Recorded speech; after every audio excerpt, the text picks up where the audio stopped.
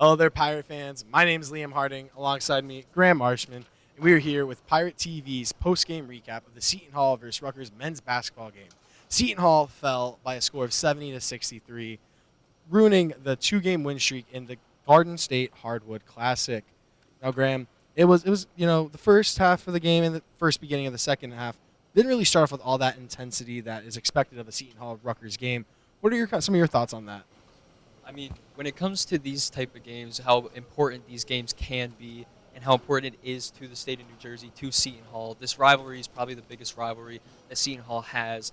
And I just thought the intensity wasn't there. It just seemed like the guys didn't know exactly what they were playing for. And I feel like that the team just came out. They were very lackadaisical on offense. They seemed a little monotonous. They seemed a little slow.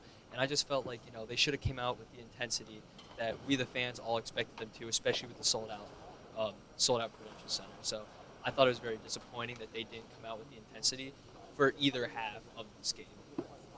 Yeah, I agree with you, Graham. The intensity just was not there. This game has now been sold out the last seven seasons, and you'd expect this intensity, as we've seen in the previous years when Jared Rhoden, Brace Aiken led them, and Kevin Willards last year at the helm. And last year, Casey and Defu, Alamir Dawes, they were just playing with that such intensity that Shaheen Holloway is accustomed to. But this year, it just was a tale of a different story. It was a tale of a different Pirates team. And that may have to do with the fact of all the new transfers and freshmen we have on the roster.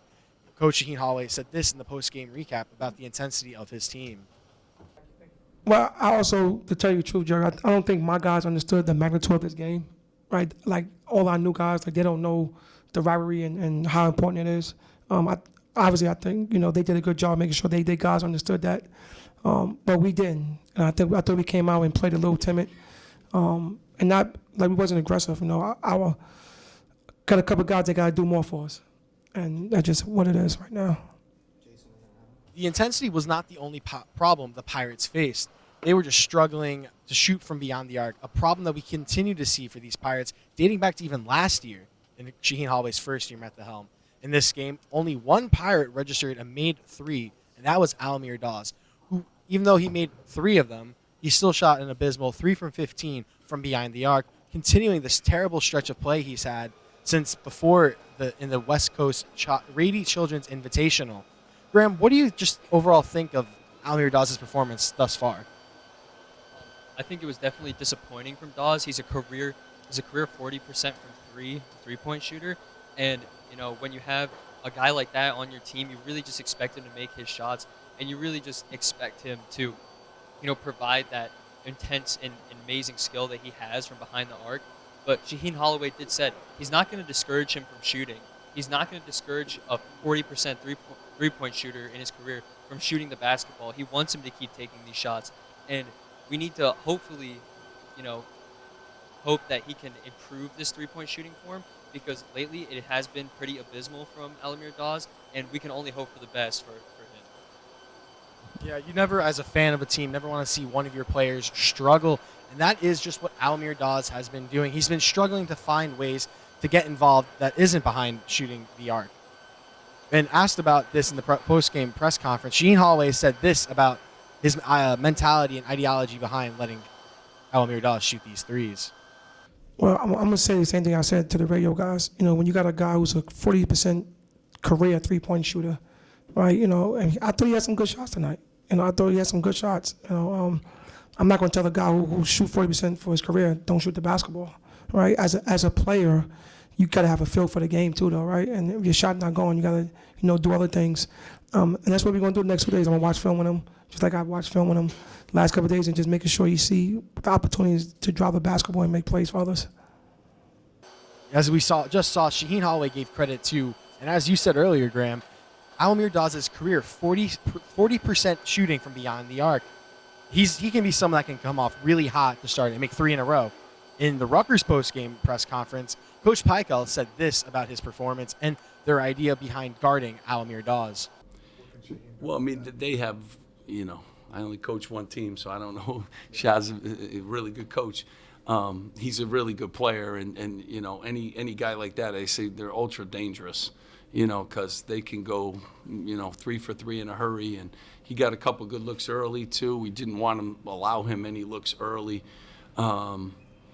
But you can't take away all the different things. I like, I like all their guys. I think they have weapons, and we tried to do a really good job on Kaderi, but he got into the lane and he shot over us a lot of and ones. But I thought we were locked in. Noah's good when you give him an assignment defensively. He's mature and he takes it to heart. So, he did a good job, and Derek got him too. A lot of different guys, but Noah I think got the brunt of it, and he did a good job. The Pirates have had just a tough string of it in non-conference games. They've been dominating opponents in the mid-major levels, like St. Peter's, like FDU, like Wagner. Like hopefully they do against Monmouth on Tuesday. And that's in a large part due to the role of the bench and the other players not named Kadari Richmond and Almir Dawes. And as we saw tonight, it was almost like a one-man show with Kadari Richmond. What do you think the bench and the rest of the role players have to do to get active, get more involved, be more prepared once conference play starts soon enough? I mean, when we all look at the bench of the Seton Hall Pirates team, we see a lot of fresh faces. We see a lot of green players. We see a lot of guys who just don't have a ton of experience. We see a lot of freshmen. We see a lot of sophomores, some transfers into the Seton Hall team.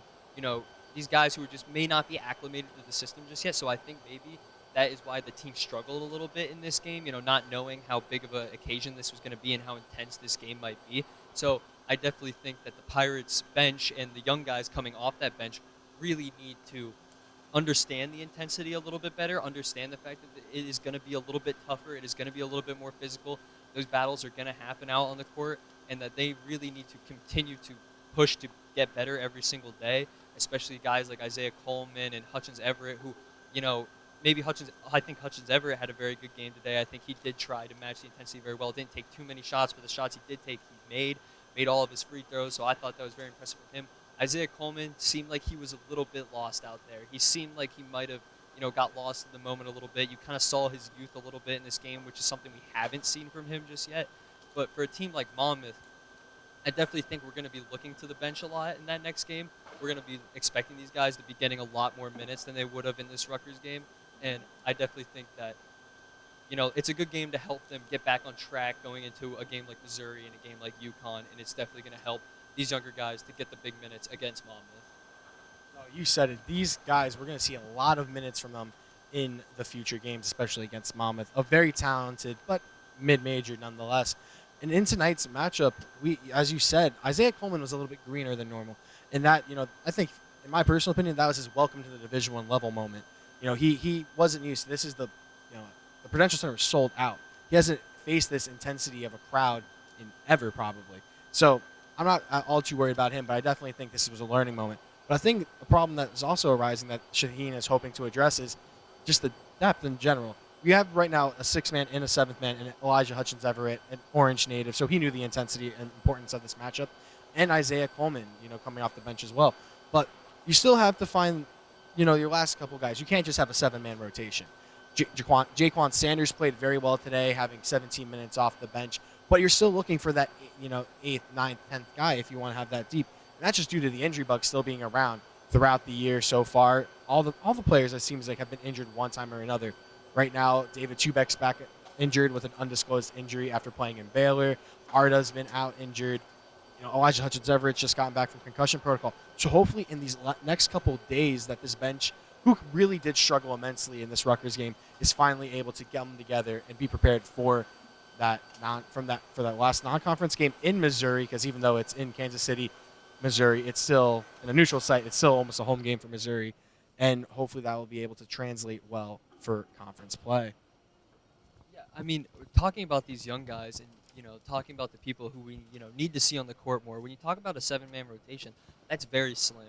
That's less than it was last year. We definitely need the deeper bench, because that seems, in college basketball, the teams with the deeper bench, the teams that can look to more than one guy, more than just the starting 5, always seem to make deeper runs in March throughout the regular season, because if a guy in the starting 5 picks up an injury, you have the rest of the team there to, be able to pick each other up, and no one's being singled out, and no one, we can't have Kadari Richmond having to average 20 points per night.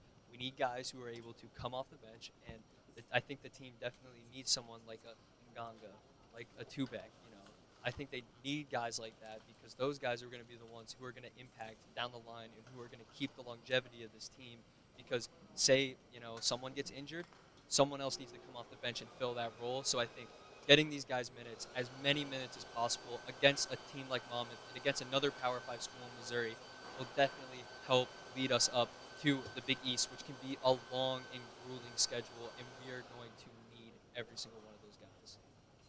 Although the performance here tonight against the Scarlet Knights left little to be desired for the Pirates, there is a lot of promise, as most of the players out there had an extra in the starting lineup. Dre Davis, Kadari Richmond, Dylan Adewusu have that extra year of eligibility, so they're just only gaining more experience. And the young guys, Isaiah Coleman, a freshman, Jaquan Sanders, the sophomore, getting a valuable playing time, Elijah Hutchins Everett, the junior, with an extra 2 years of eligibility.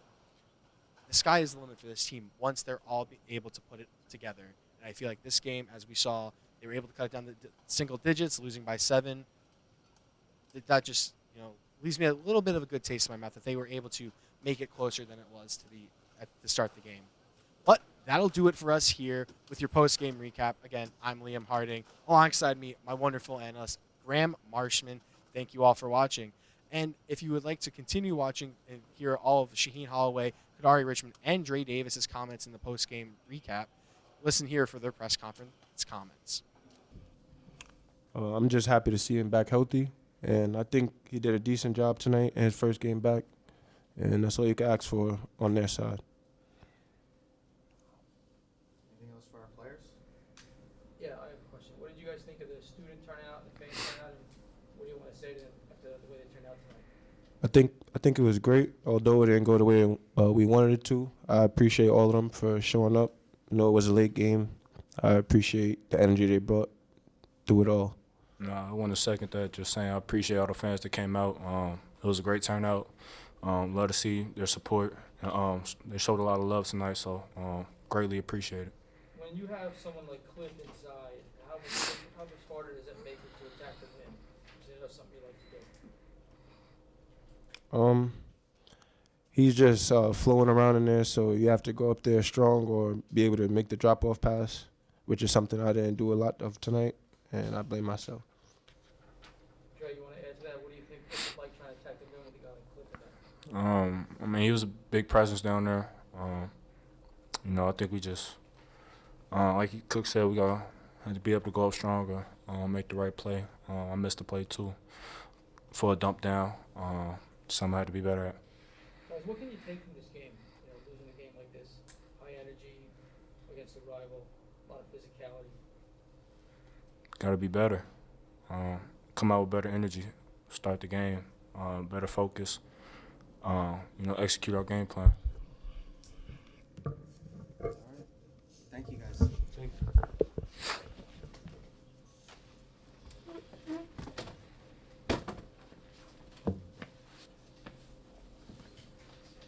Any questions for Coach Shaw? Yeah, I'll start. Shaw, your players mentioned the energy Rutgers came out with. Why do you think that was, that they had more energy in a game like this? I don't know. That's a good question. I don't know. I want to give the guys credit. I thought they came in with a good game plan. Big fan of Steve Pico. He's doing a great job over there, him and his staff. I don't know. Disappointed that we came out. I thought they out-toughed us, out-scrapped us, out-coached us. Right? We got to do a better job, all of us, including me. Get back to it's a quick turnaround. We got to make sure we, take care of business next 2 days to get ready for a good Monmouth team on Tuesday. Other questions for Coach?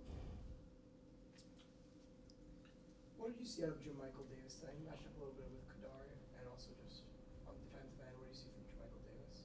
I thought he played good. I'm a fan of his. I've been watching him on film. He comes in the game, and I wasn't shocked that he started tonight. Just because he bring a lot of energy and he bring on the defensive end. He do a good job. Then he has some shots. You got get hats goes off to those guys. They made 12 threes. I think 7 in the first half. We knew that a couple guys were gonna make shots, but they start bombing away, and then next thing you know, you're down. But even with that being said, in the first half, right, I think we missed 7 free throws, right? So you're down 8, and you make those free throws. Now you're down 1, and then it's a different ball game, right? But I thought he played well tonight. So how much of a difference did the Watt bag coming back make for them, you think, based on what you saw on film? And you know about him No, he came back. You know, he came back. I thought he gave them a boost. You know, he actually gives those guys toughness. You know, he's a good basketball player. You know, obviously, of course, he picked this game to come back, right? But no, it was good to see him back out there. Does that say something about this game and what it means that he picked this game to come back, you think? Well, I also, to tell you the truth, Jerry, I don't think my guys understood the magnitude of this game, right? Like all our new guys, like they don't know the rivalry and how important it is. Obviously, I think they did a good job making sure they guys understood that, but we didn't. And I thought we came out and played a little timid, and not like we wasn't aggressive. Our got a couple guys that got to do more for us, and that's just what it is right now. Jason and then Adam. Coach, obviously the three-pointers, them shooting 50% is not what they've done so far this year. What was the preparation going in as far as them shooting, and obviously, how I guess adjusting that? Yeah, I thought we came out. I knew they had a couple guys make shots. The kid Griffin could shoot the ball and Hyatt, right? The kid Fernandez as well, right? But I didn't anticipate, like I said, the kid Jay Michaels, I think last name is Davis. I don't want to mess his last name up. Yeah, David. I didn't anticipate him making those threes. I thought we did a good job of controlling the paint a little bit, right? Not letting them, get baskets in the paint. But then they started hitting threes. You hit 12 threes, nobody's winning. Especially not in a game like this where it's a rock fight. When Al is shooting like this for the last 2 games, can you try to encourage him to go to basketball, or you just got to live and die with his shots? Well, I'm going to say the same thing I said to the radio guys. When you got a guy who's a 40% career three-point shooter, right? And I thought he had some good shots tonight. I thought he had some good shots. I'm not going to tell a guy who shoot 40% for his career, don't shoot the basketball, right? As a player, you got to have a feel for the game too, though, right? And if your shot not going, you got to, do other things.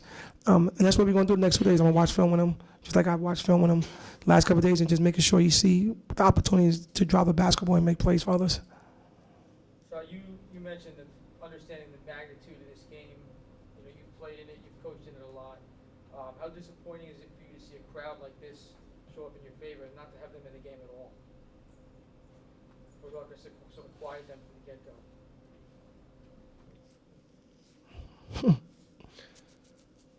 It was a great turnout. Happy that everybody came out to support this game. We got to do a better job. That's what it comes down to. We got to do a better job of preparing. I thought we had a good game plan. They just came out and out toughed us, outplayed us. Anything else for Coach? All right, thank you so much. Thank you.